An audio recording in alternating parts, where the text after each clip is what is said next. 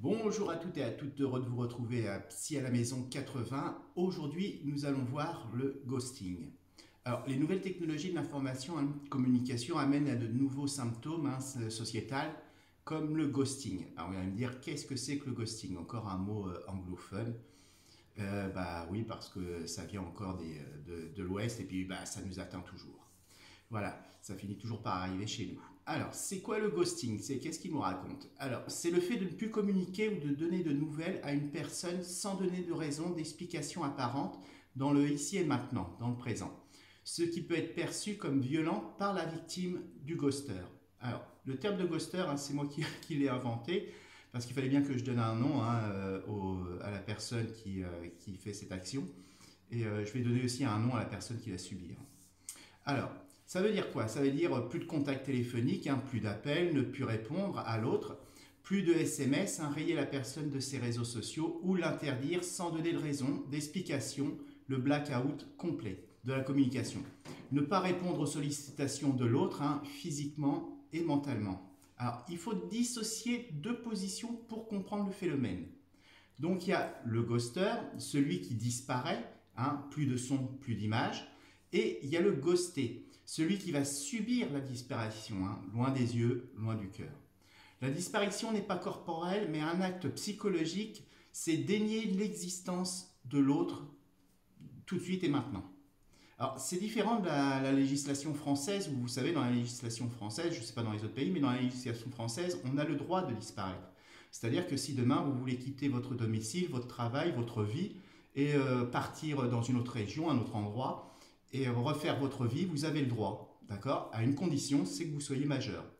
Mais là, ça n'a rien à voir, parce que la personne, le ghost, va rester chez lui, va rester dans son emploi, il va continuer sa vie tout à fait normalement.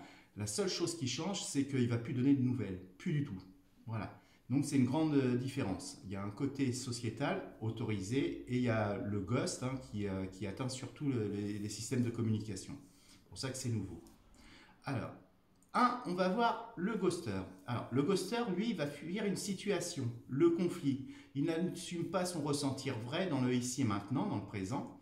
Son comportement est aidé ou facilité par les nouvelles technologies.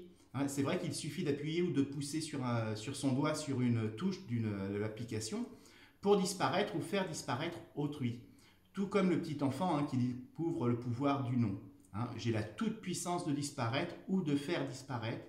Nous retrouvons là la pensée magique, fantasme et déni de réalité.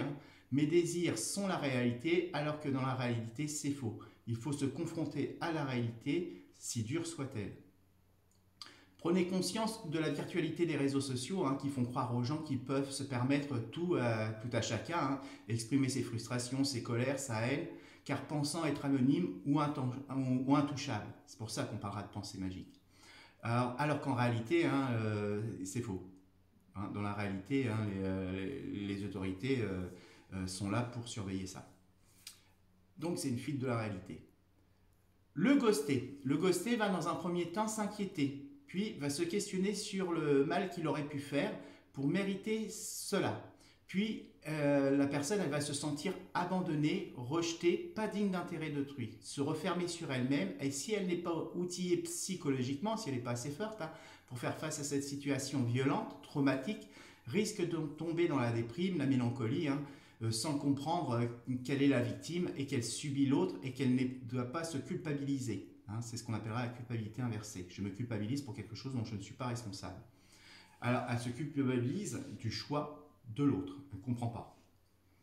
Le ghosting nous confronte à nos peurs, le rejet et l'abandon, à notre vulnérabilité, et surtout, ça heurte notre ego. Alors, ce que je viens de vous dire parle de l'adulte. Imaginez l'impact sur les enfants et les adolescents, plus sensibles sur le plan émotionnel, qui n'ont pas de recul par rapport à ça. La compréhension de l'adulte, ça peut être dramatique sur le plan affectif et émotionnel. Alors, imaginez les enfants ce que ça peut être, c'est multiplié par 10. Alors, le ghosting, c'est le reflet de notre société 2.0, une nouvelle société des technologies, une nouvelle violence psychologique, c'est un nouveau syndrome et ça a des conséquences.